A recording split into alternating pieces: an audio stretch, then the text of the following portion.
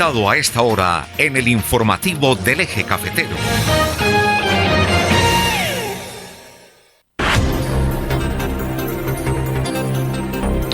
Ocho de la mañana, 59 minutos. Ya estamos a esta hora de la mañana con el historiador Julián Chica Cardona, exconcejal de Dos Quebradas, exsecretario de gobierno de este municipio, una persona muy vinculada con la cultura, con la Academia de Arte y Cultura, y que nos ha acompañado durante todo este año 2024, hablándonos de toda esa cultura, de toda esa tradición, de todas esas historias, de cómo se creó el departamento de Risaralda, el Eje Cafetero, hablando de temas tan importantes, de lo que fue la constitución del acueducto de este municipio. Le hemos escuchado hablar también de los primeros reinados que hubo aquí en el municipio de Dos Quebradas, es decir, de la historia de este municipio de Dos Quebradas. Julián, muy buenos días. Muy buenos días, Germán. Un saludo a todos los teleaudientes de Qué Buena en este espacio de los martes a las 9 de la mañana. Y hablando de historia, ¿cómo le fue en este 2024? Porque ya va haciendo historia. Sí, ya es historia 2024, estuvo lleno de motivaciones, de satisfacciones, de contramarchas, como es normal la cotidianidad en un país que está en construcción, que todavía está en ese tránsito de la ruralidad a presumir una modernidad que las poblaciones todavía no están preparadas. Hablar de modernidad es abrirse paso a ciudades de 24 horas, ¿sí? A que hay dinámicas laborales nocturnas, a que hay unas condiciones de seguridad que están no solo en manos de la tecnología, sino también de la cultura ciudadana. Entonces, este 2024 estuvo lleno de esas transiciones en las que vemos que pues, la juventud, por lo menos estas generaciones que están por el orden de las 3 y 4 décadas, son los que están tomando ya decisiones en torno a las políticas públicas y a lo que tiene que ver con los problemas esenciales del Estado. A Dos Quebradas, ¿cómo le fue este año, 2024? Bueno, eso sí habría que hacer una evaluación ya comenzando 2025, con su nueva administración, o por lo menos su nuevo burgomaestre. Se generó una expectativa muy grande, una expectativa que arrastró también radicalizaciones que se mantienen, están ahí, pero lo que escucha uno en las comunidades y en el vox populi, en el pueblo raso, que hay como una luz de esperanza de que pueden ser escuchados, de que estas estigmas que han agobiado la comunidad, los diferentes barrios, han ido siendo atendidos, se han convertido en parte importante de la agenda en este primer año pues que lleva nuestro alcalde Roberto Jiménez Naranjo. Juliana, hagamos un resumen de lo que nos ha contado usted este año acá en la emisora Qué Buena, en Risaralda TV y a través de nuestras redes sociales. A ver, ¿qué motivó mi incursión en el tema histórico del municipio industrial? Escuchar que había una aceptación oficial de que Dos Quebradas no tenía historia, que Dos Quebradas no contaba con elementos de ninguna clase para sentirse apropiado de el esfuerzo de los abuelos, el esfuerzo de esos pioneros que llegaron, los que trajeron las primeras industrias, los que comprometieron su vida, sus sufrimientos, todas sus ilusiones, por ejemplo en el transporte, como Samuel Marín, como este señor Alonso, los que empezaron a creer que aquí era posible un experimento urbano nuevo, rápido, que atendiera el éxodo continuo de los pueblos y del sector en rural en un momento de violencia, que fue la década del 50 y los comienzos del 60. Para nadie, pues de los que estamos todavía, que estamos aquí dando la lucha en Colombia, no ha sido extraño conocer desde nuestra infancia episodios muy terribles de la violencia en comienzos de la década del 60, Germán, cuando éramos niños. eh, mm, Todas esas cosas que aparecen en los libros y que son pues terribles de escribirlas, descabezados, cantidades en volquetas de los municipios transportando familias enteras mutiladas y vemos que eso se repite y se repite. Y entonces eso generó una presión, un éxodo muy fuerte, siempre pensando como en Pereira, que en Pereira tuvieran una oportunidad laboral porque había fábricas de jabón, había fábricas de gaseosa, había zapaterías de buen tamaño, se movía la sastrería, había comercio y había unas ferias muy importantes también que se realizaban y que convocaban personas de muchos lugares del país. ¿Cómo eran esas ferias? Pues Pereira tuvo dos ferias anuales, ferias grandes de ganado flaco como la que tuvimos aquí en Dos Quebradas, en el sector de la Badea. Usted fue testigo y fue también artífice de ese proceso en esa época, que podíamos registrar ganaderos que traían sus partidas de terneros o de equinos de cualquier característica desde Santa Isabel, Tolima, o de Caramanta, Antioquia. Echar un viaje de esos hasta Dos Quebradas y saber que no era a la incertidumbre, sino que garantizaban, tenían la garantía de que podían vender sus semovientes, es una muestra de cómo el radiobemba y la transmisión de la noticia llega a todos los lugares. La feria era muy famosa, la feria que tenía Dos Quebradas hasta la década, hasta finales de la década del 80 tal vez, o comienzos del 90. Que después se fue trasladada por al sector de la Romelia. Y luego sí, y es que en la Romelia había empezado. Había empezado. Allá fue el inicio. Todavía hasta hace poco estaban los corrales, estaban los embarcaderos. Eso ya no existe. Eso ya no existe.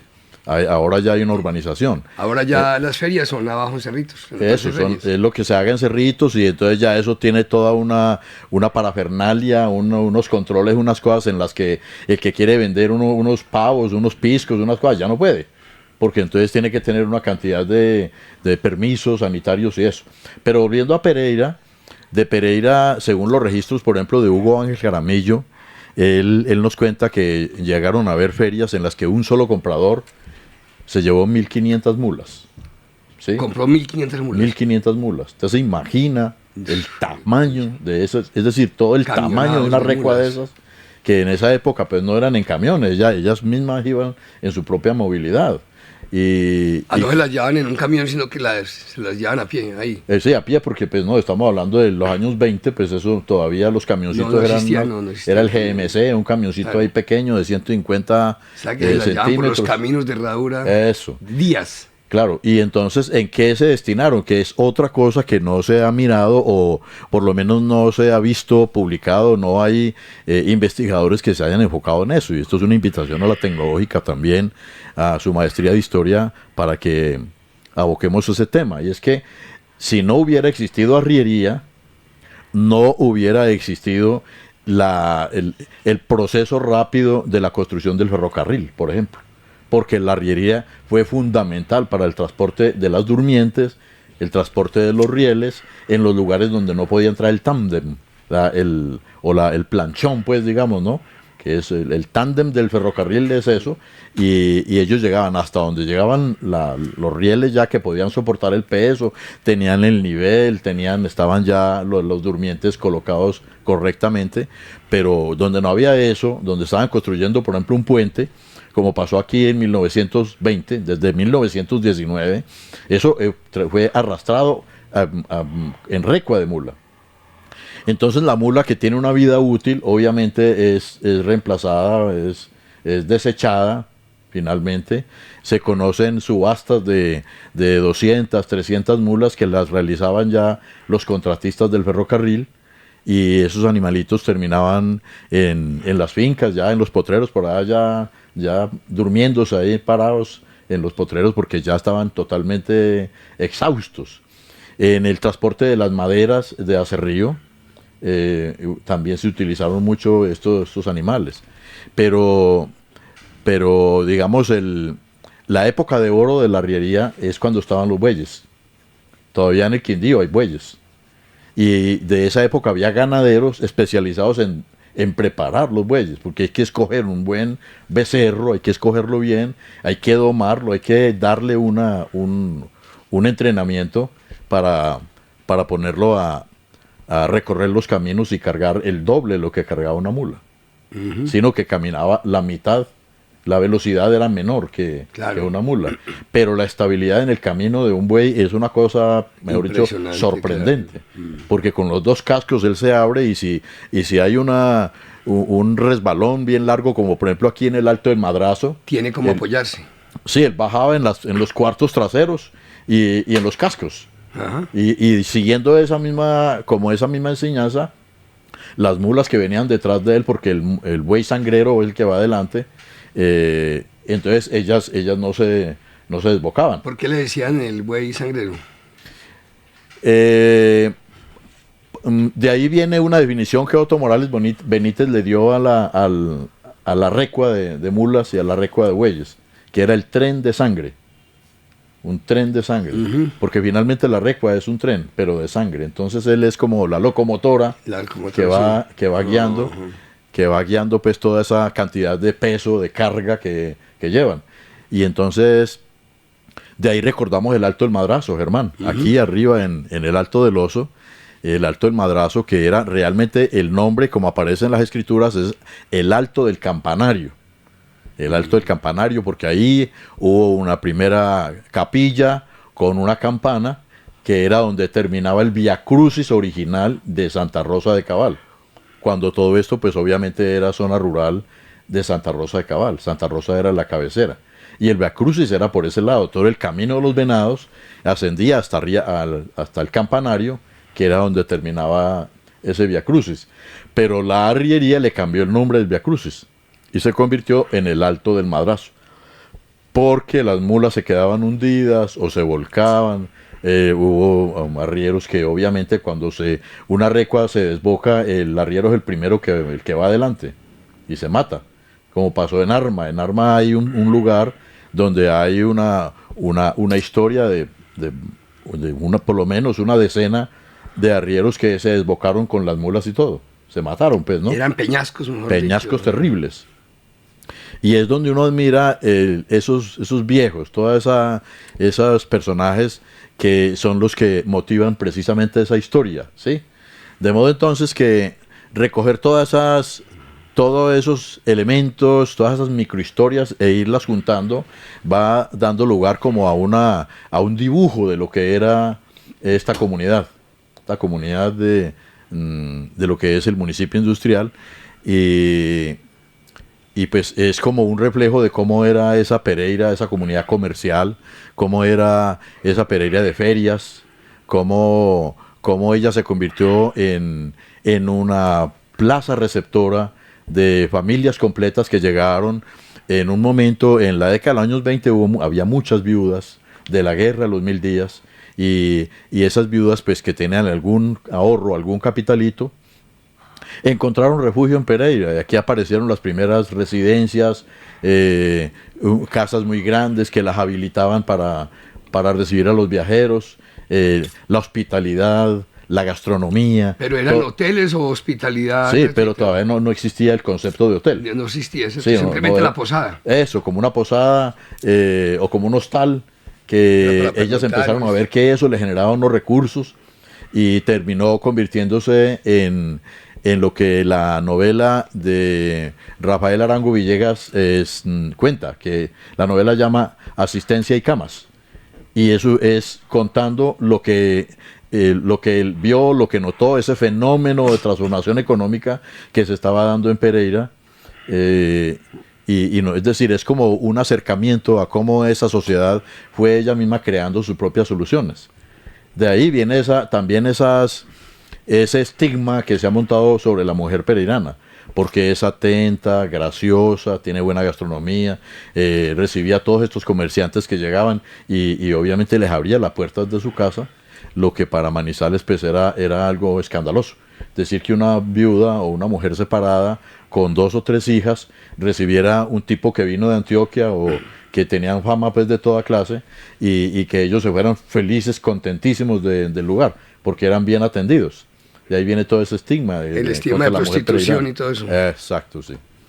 Entonces, todas esas cosas se juntan y encontramos que la riqueza histórica que tiene este municipio industrial, en conjunto con Pereira y con Santa Rosa de Cabal, porque hay un enclave ahí de caminos, es muy profunda. Se va hasta hace 500 años y nos acerca con el epicentro de lo que fueron los Quimbayas. Y nos muestra que en el nudo, allá donde usted tiene su propiedad, el nudo era el lugar de la tribu de Yanuba, la hija del señor principal Tucurumbí. Una niña preadolescente todavía que no alcanzó a recibir la corona o el cetro pues de la nación Quimbaya, porque llegaron los españoles y se apoderaron de todo. Entonces ella, de ser princesa, heredera de todo ese reino de 80 pueblos, eran 80 caciques. Y ella era la heredera. Era la heredera. ¿De cuántos años? Era princesa. Estaba por los 12, los 14 años. Claro, una niña. Sí, era una niña. Pues lo dice Pedro Cieza de León, ¿no? Y entonces de ahí pasó a ser una sirvienta de la casa de un español. Y quién sabe qué más cosas le sucederían. Claro. Pero entonces queda totalmente, queda borrada. Pero es un momento, nosotros que estamos aquí y que tenemos acceso a esa información y que podemos comunicarla, de reivindicar el nombre de una niña, una mujer de sangre azul, digámoslo, pues sí, haciendo las comparaciones. Pero era indígena. Era indígena, por eso Quimbaya. Quimbaya, sí. Quimbaya, preparada desde que aprendió a caminar. Fue educada como hacían las naciones americanas, los pueblos originarios.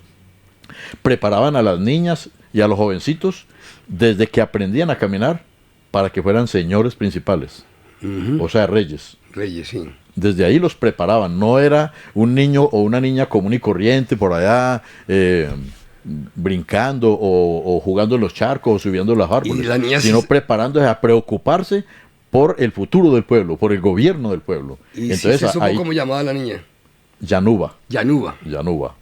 El nombre era Yanuba, como lo dice Pedro Cieza de León y que aparece en las crónicas. Entonces, la sociedad actual está en esa opción de ponerle un factor diferenciador al municipio y convertirlo en un elemento, un atractivo turístico, generar narrativas en torno a ella, siendo que el lugar está, que en la investigación que hizo Guillermo Fonseca Truque, que hizo un trabajo de más de 20 años, financiado por el Instituto Geográfico Agustín Codazzi, en un cotejo de mapas y trabajos de topografía y cartografía que realizó, llegó a la conclusión que lo que es la serranía del Nudo era el territorio donde estuvo, donde vivió o que le pertenecía a la princesa Yanuba al momento de la llegada de los españoles.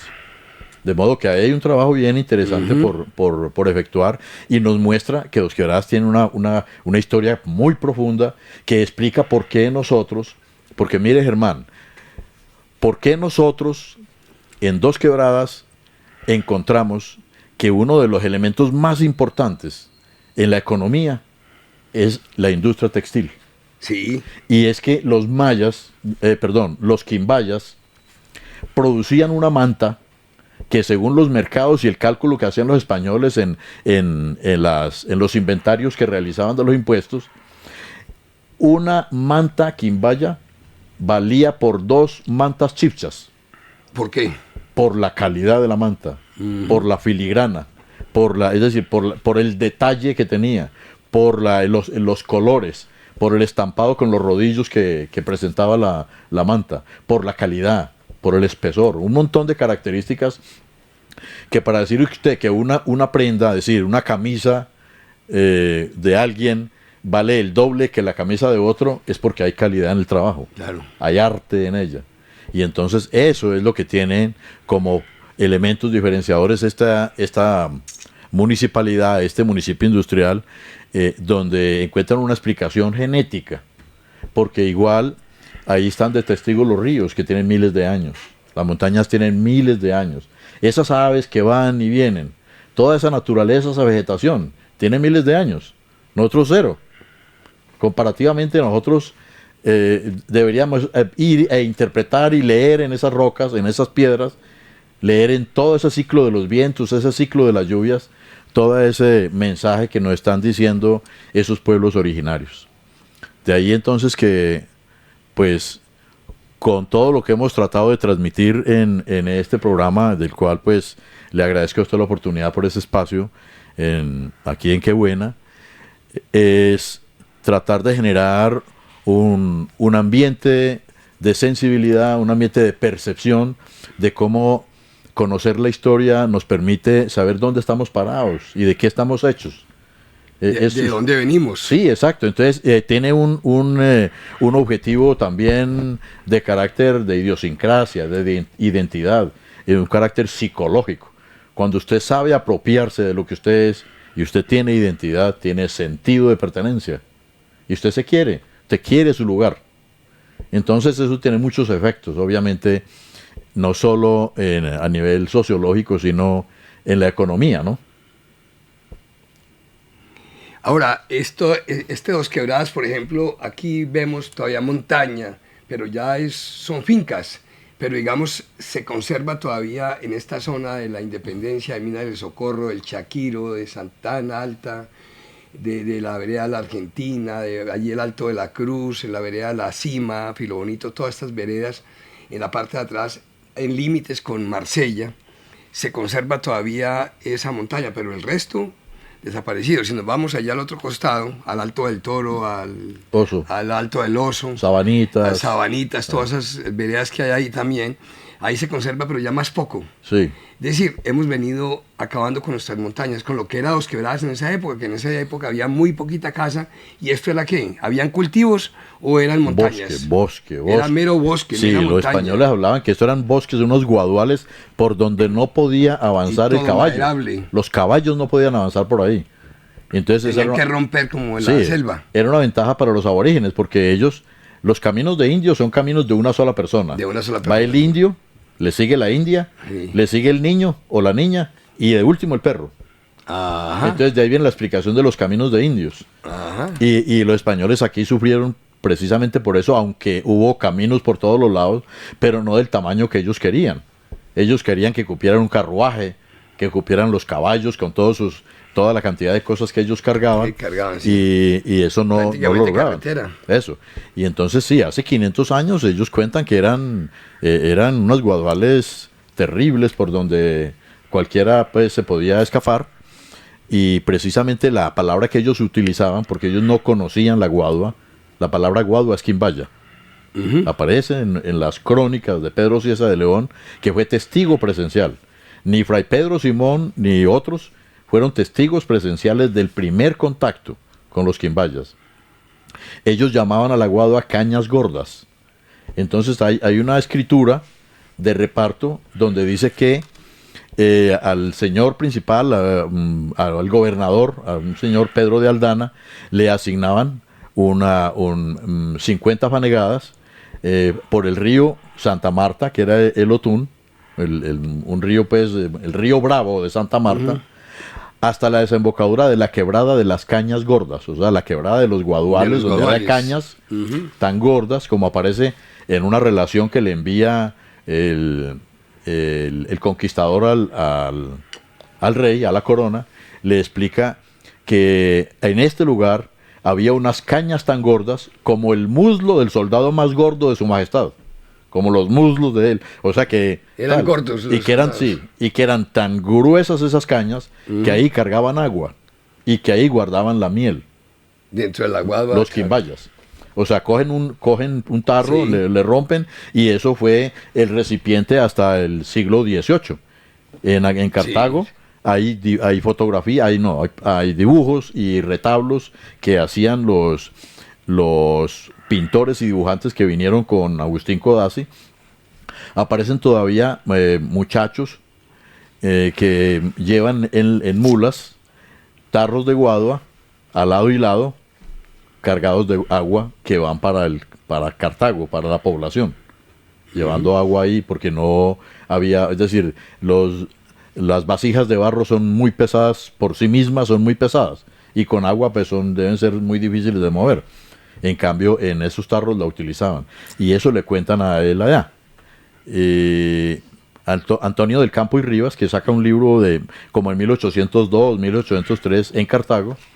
Él le cuenta al rey, él le envía al rey unos pedazos de guadua y le dice: Su Majestad, vea, esto es la guadua, aquí se llama guadua, son cañas, cañas gordas, pero estos pedazos ya así cortados los llaman tarros, los quimbayas los llamaban tarros.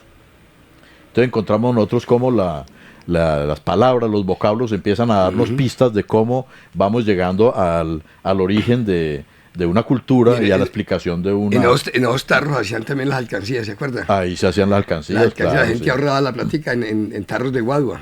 Claro, sí, no, pues a nosotros nos tocó, ¿cierto? Nos tocó, claro. Cuando no había pues no habían tecnologías de alcancías de otra clase. Ahí se hacían las alcancías en tarros de guadua. Que ya cuando llegan las alcancías de la caja agraria son alcancías muy novedosas, porque son en forma de candado, sí, ¿recuerda, no? Sí, claro. En forma de candado, y uno poder meter la primera moneda de 20 centavos, eso era una proeza, ¿sí? Y que eso pues estimula obviamente el principio, un valor muy grande, que es el principio del ahorro. Julián, en términos generales, ¿quiénes han poblado esta tierra dosquebradense? Bueno. Sí, porque es que han habido unos sectores, no solamente los quimbayas, sino bueno, todos, Sí. mestizos, cómo hemos estado de indígenas, negritudes, de gitanos, bueno, de unas poblaciones que han estado aquí asentadas y que aún subsisten. Claro. A ver, los quimbayas están, según los estudiosos, ellos llegaron más o menos hasta el siglo VIII, hasta el año 800, estaban presentes en este territorio. Ellos ellos venían de la rama Sinú, ¿sí? Y son de habla chibcha, ellos no eran caribes. Pero antes que llegaran los quimbayas, hubo pueblos originarios también muy, muy antiguos, muy remotos. En el Cerro del Nudo nada más, un arqueólogo de apellido Gaitán hizo un hallazgo de piezas raquis de maíz, como mazorcas, pues, ¿no? De maíz ya carbonizadas, de más de 9.000 años, antes de la era común. O sea, estamos hablando de hace 11.000 años. Había grupos humanos poblando estos lugares. Ya con la llegada de los españoles, ellos traen ya esclavos. Desde el primer viaje de Colón, él ya traía esclavos. Él era yerno de un portugués. Ese portugués era navegante, ahí tuvo el contacto con esos mapas, y ese navegante portugués, toda su economía era con el comercio de esclavos, comerciando esclavos. Entonces para ellos era natural que llegando a un lugar de peligros, que era el nuevo continente, pues lo mejor era que trajeran lugartenientes, porque ellos venían armados, eran hombres muy fornidos, que estaban al servicio de los españoles, y eran los que iban siempre en la vanguardia, iban de primeros en los lugares, y ellos venían armados. Los desarman es después, ¿no? Y bueno, ya con ellos vienen los afrodescendientes esclavizados, cuando la población aborigen empieza a menguarse, a desaparecer, debido a los trabajos forzados a los que eran sometidos en la minería, en la explotación de la sal, pero ante todo en la minería de socavón, por ese afán que teníamos en esa época por la extracción del oro, y esa extracción del oro, que fue un trabajo intensivo con los aborígenes, menguó completamente la población, y ahí es cuando se intensificó la compra de esclavos para Cartago. En Cartago fueron, digamos, las subastas más grandes que se realizaron, y entonces ya ellos entran a reemplazar la población quimbaya, y eso data de hace 500 años.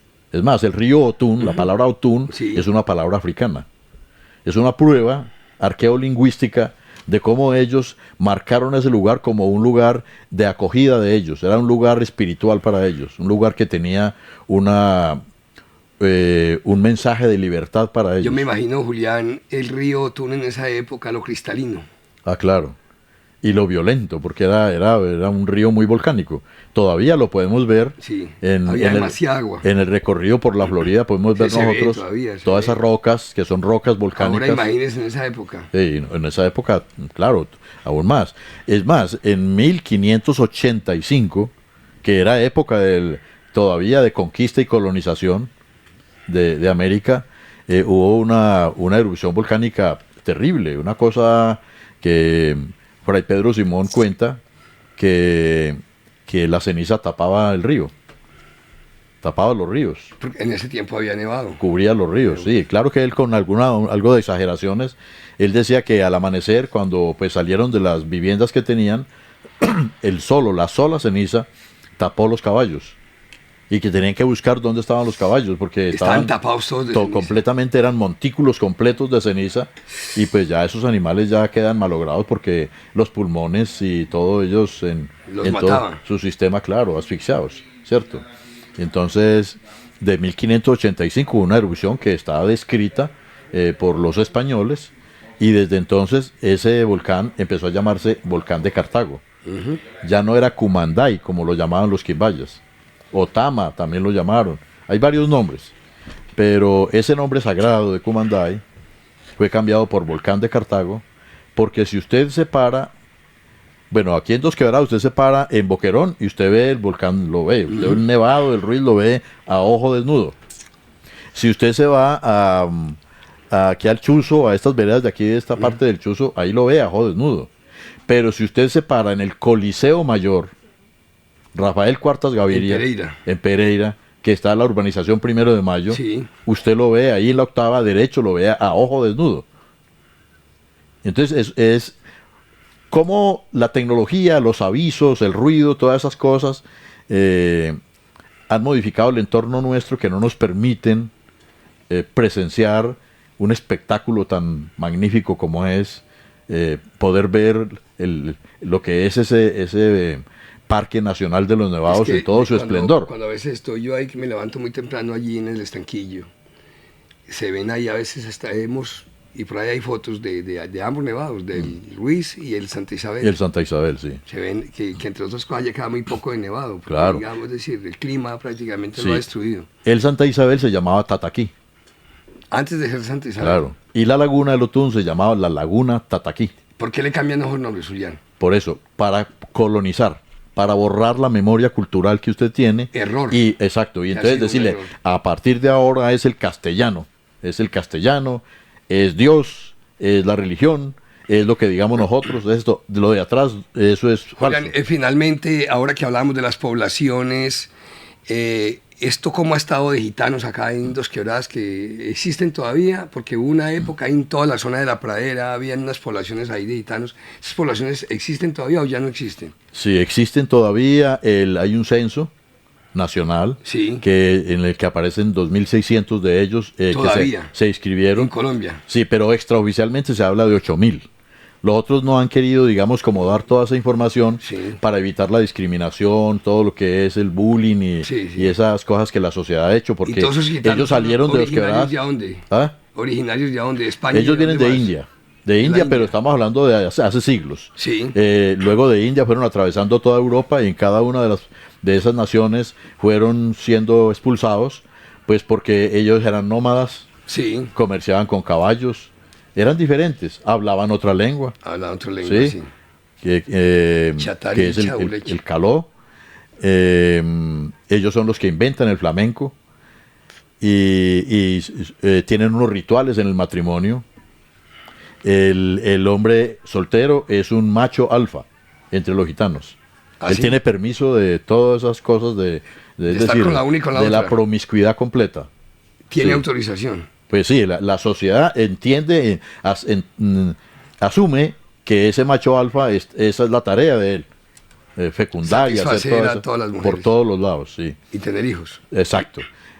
Y entonces sí, ellos ellos ya estaban aquí en los años 20 estaban en Pereira, por los lados del parque del lago Uribe Uribe, por los lados de 1 de Mayo de Fuenda, donde fue la primera feria.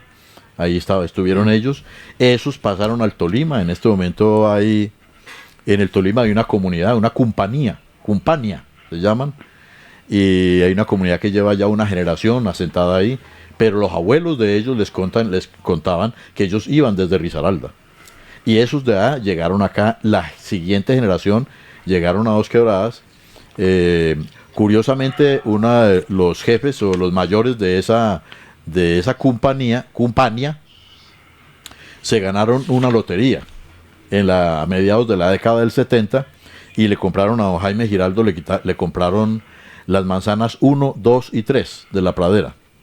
Eran manzanas pequeñas. La manzana 1 era de 8 predios, la 2 de 9 y la 3 creo que de 9 también predios. Entonces ahí estamos ubicando nosotros 18 y 8 son 26 unidades familiares, un grupo importante que estuvo aquí y ya aún en este momento tenemos nosotros personas que están establecidas en la pradera que no continuaron el nomadismo de este grupo que según tenemos entendido está por los lados de Santander. Pero sí están, ellos ya fueron reconocidos por la Constitución como una minoría étnica, y muchos de ellos pues obviamente se han adaptado a las culturas pues de la generalidad, empezando por el tema de la religión. Pero los gitanos están aquí desde que llegaron los españoles, que ellos fueron expulsados de España, junto con los sefardíes, con los sirio-libaneses. A los gitanos allá, bueno, los gitanos, los sefardíes, a muchos de ellos los llamaban marranos, porque la dieta alimenticia fundamental de ellos es la carne de cerdo. Pero entonces para ellos sacrificar el cerdo era un ritual dentro de la compañía. El animal era sacrificado ahí y era un momento muy especial de celebración, y eso lo realizaban, diga usted, 6, 8 veces en el año, de modo que de ahí viene ese remoquete que le pusieron en España, pero que en España también hay gitanos ya modernos, pero los primeros que fueron expulsados cuando existían las monarquías, y pues esas monarquías no habían cambiado como hoy. Muchos de ellos fueron copartícipes de la financiación de los viajes de Cristóbal Colón al Nuevo Mundo. En ese momento a ellos el apellido que le ponían era egipcio, José egipcio, Luis egipcio, porque existía la tendencia el mito de considerar que la procedencia de los egipcios era era Egipto, y no, ellos venían después de salir de India por los lados de Pakistán. Ellos llegan en cada país les toca aprender el idioma de cada país, de modo que es una población de mucho interés cultural, es una población que son especialistas en la metalurgia, especialistas en la doma de caballos herreros. Ellos son muy hábiles en la preparación de estos animales, y esa clase de culturas que lleva tras de sí un estigma muy grande por pues nuestro subdesarrollo cultural, diría yo, de no entender la diferencia de los grupos humanos. Son las 9 de la mañana, 38 minutos. Al escritor e historiador Julián Chica Cardona, muchas gracias por sus aportes, sus opiniones, sus historias, que nos han sido tan útiles, tan valiosas acá en el informativo del Eje Cafetero. Julián, desearle a usted, a toda su familia, un próspero 2025 y que podamos seguir contando con usted acá todos los martes a las 9 de la mañana para que nos siga pues nutriendo nuestras mentes, recordando nuestro origen, de dónde venimos, para dónde vamos, que yo creo que esto hace parte de la vida del ser humano, mantener nuestra cultura, culturizarnos, aprender lo que no sabemos, y usted pues ha sido un portador de todos estos conocimientos, así que muchas bendiciones, Julián, y muchas gracias. Muchas gracias, Germán, a todos los teleaudientes de Qué Buena. Les deseo también un feliz y próspero 2025. 9:39, vamos al espacio comercial y ya